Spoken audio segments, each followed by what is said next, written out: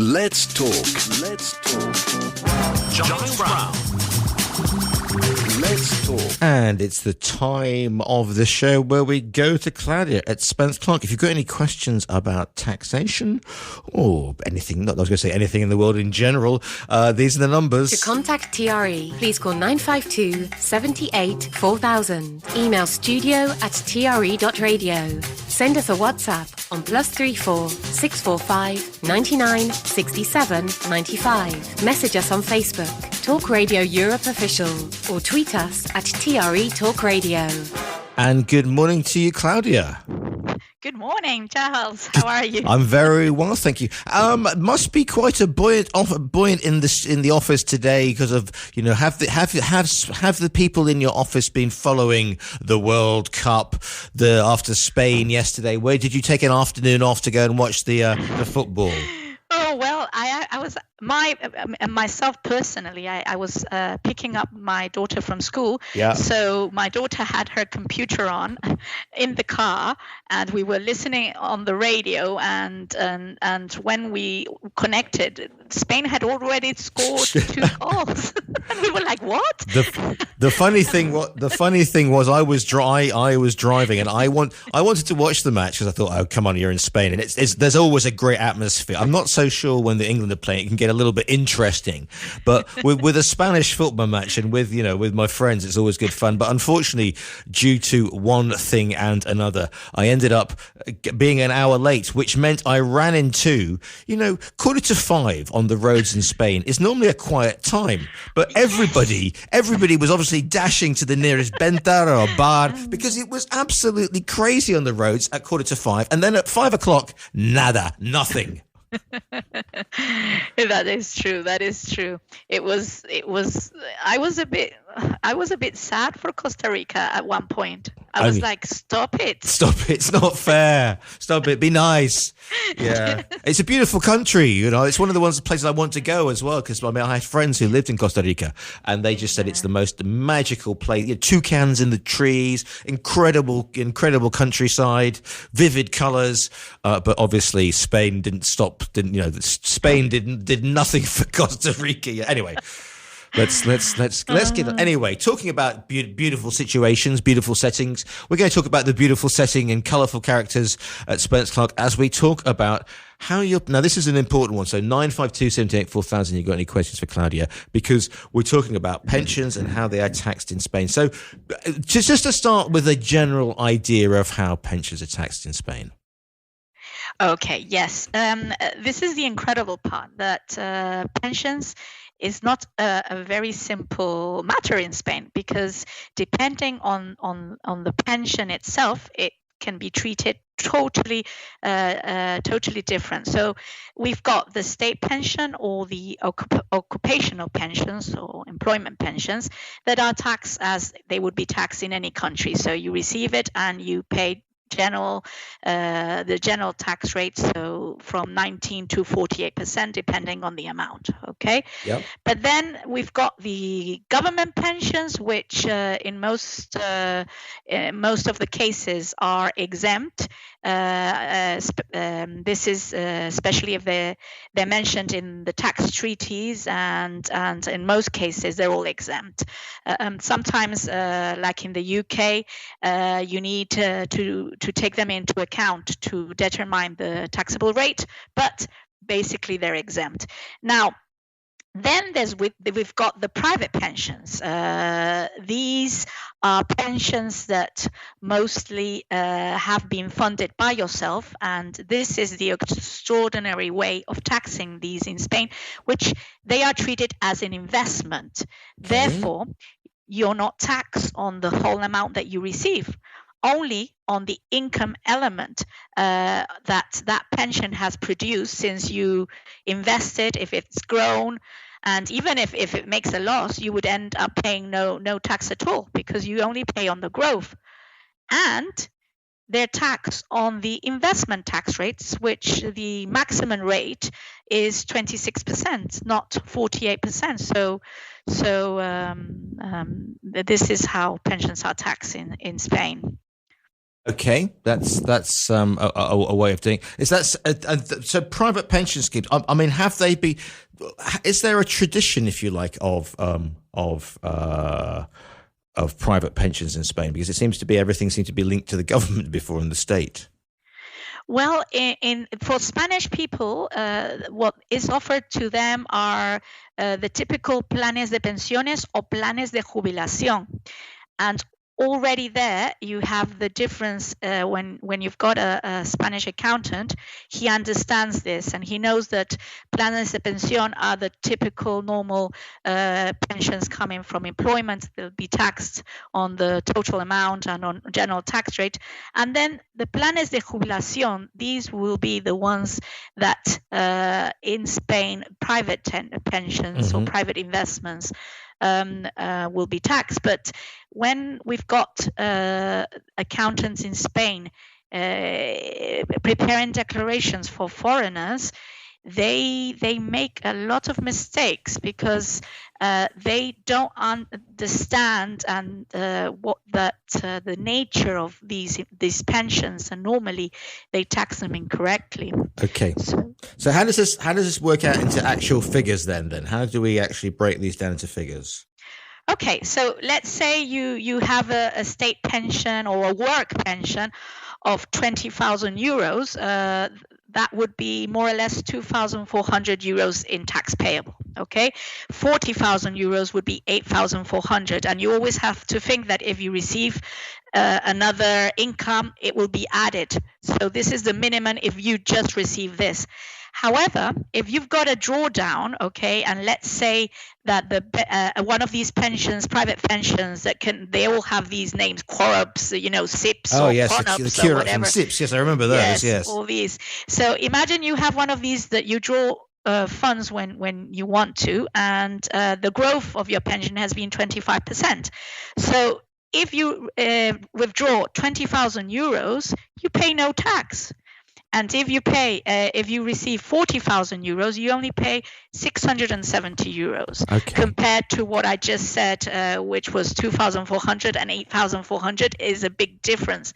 And for example, if you had a lifetime annuity, which came also from a private pension, there would be no tax to pay if you received it at the age of 65, 20,000 euros, or you would pay 580 euros if you receive 40,000 euros. So there's a big difference there on the tax treatment. Okay, just repeat that again, because that was some interesting figures, and I just want to make sure that we all got that. So from the beginning again. So if you take a drawdown of 40,000 euros. Yes, you would pay 670 euros. Okay.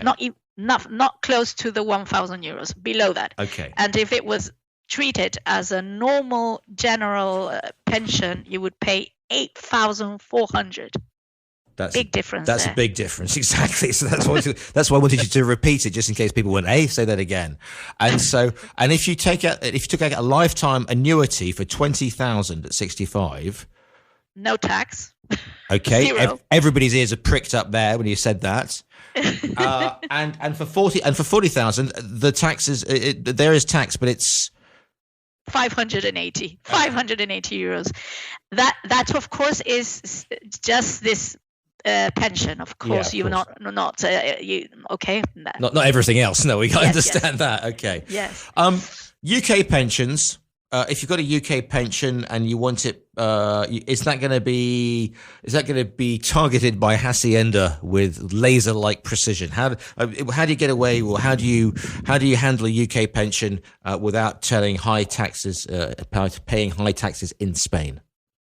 This is a very good question, Giles, because actually the normal tax advisors in Spain, who their clients are Spanish, and they do not treat many foreigners or see many foreigners, they do not understand pensions from the UK. And if your pension advisor has never asked you if your pension derives from an employment or if the funds come from you, be assured your pension is being taxed incorrectly, because they do not understand the different type of foreign pensions that exist, and generally they are making you pay more tax. I can tell you, in the last years, every time we receive a new client who comes from another tax advisor, that in many cases their pension has been declared incorrectly. And that will presumably, if you do that incorrectly, you will get higher tax than necessary. Exactly. You'll pay more tax. And that is you have to make sure that this is not happening to you. And if you think it is, ask the question, call us, and we can make sure that your pension is being declared correctly in your tax declaration. I suppose one of the main things is the fact that many tax advisors make these mistakes because when they became tax advisors, they would have to deal with, pensions coming in from, for foreigners' pensions, if you like, non-Spanish pensions. Yeah, exactly. They're not used to it. And one of the things that I've noticed in the past years is that they are afraid of the tax office. Well, okay, I hate to break it to you, but most of us are. Yes. Okay. Yes, you at a certain level, but we shouldn't be afraid of the tax office, and we should be making the tax office comply with the tax law. And so if the tax law explains that pensions are to be taxed in this way, we should not be afraid or conservative and try to avoid a letter from them and making our clients suffer for this, because you say, well, if I declare this private pension as a normal pension and make him pay 8,400, I won't receive a letter. Let's do it like this because I don't want to receive a letter. No. If the law says that you can pay less tax and you do receive the letter, then you explain to the tax office, this is this sort of pension. And I do not agree with that mentality. Okay. What if you have changed your tax advisor, or you suddenly realize that you have been paying too much tax, or it's been declared incorrectly? Can I amend the declaration, for example?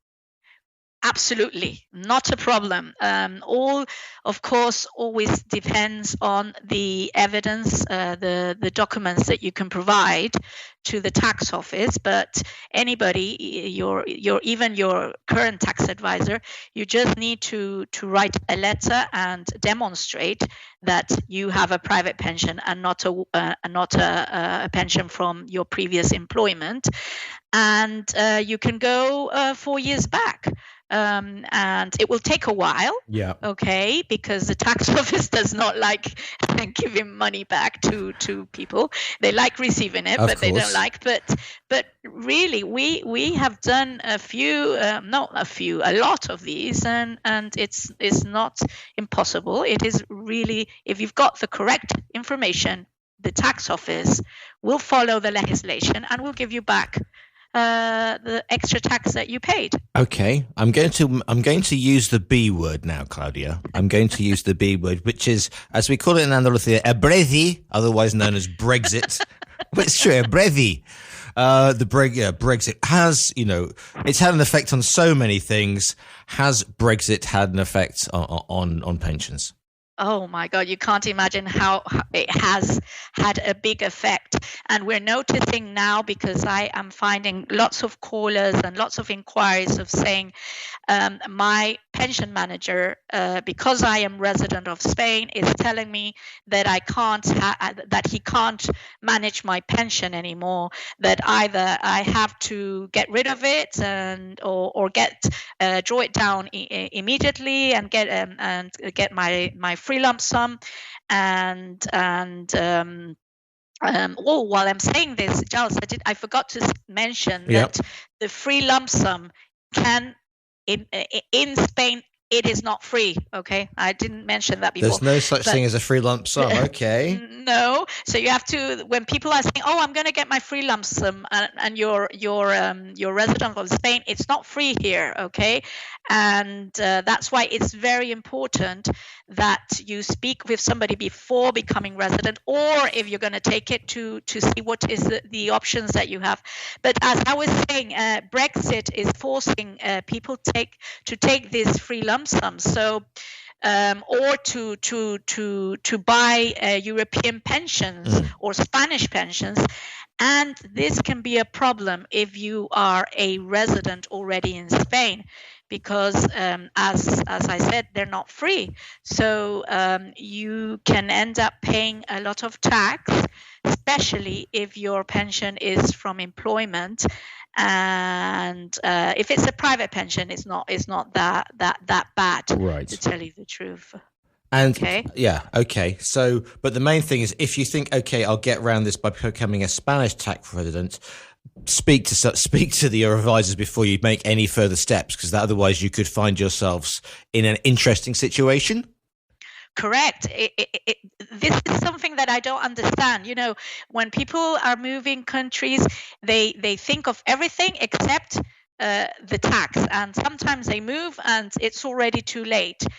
Please, if you're thinking of becoming tax resident, there's many ways that you can save a lot of tax by just having a simple conversation with an expert and saying, even if you have your UK home, or if you have a UK company and you're thinking of getting rid of it, it's very important to know when you do it, because many times when you've already in Spain as your pension and your lump sum and all this, if you're already resident, it can be too late sometimes. And I just want to go back to that lump sum, because if you have 100,000, for example, with the tax rates in Spain, if you just took it out without consulting somebody, you could get what, 31, 32, 33% tax on that, could you? That would be a worst case scenario, but imagine that.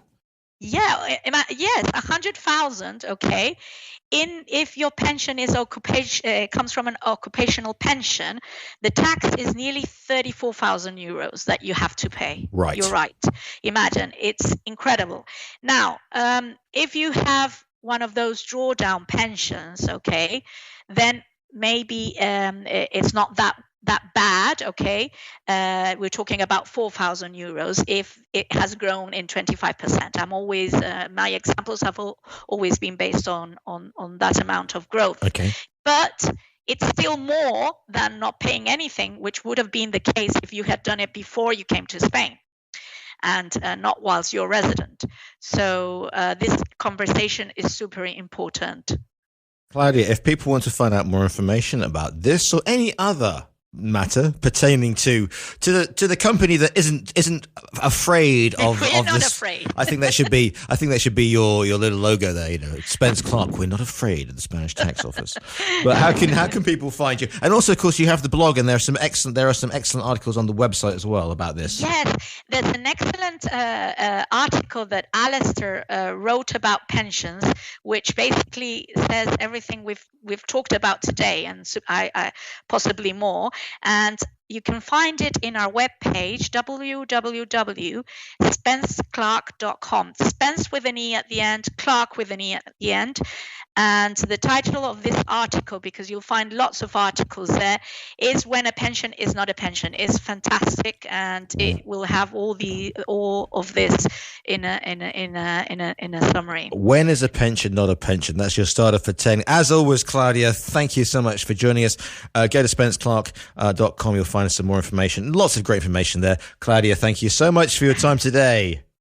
Thank you, Giles, and have a nice day then.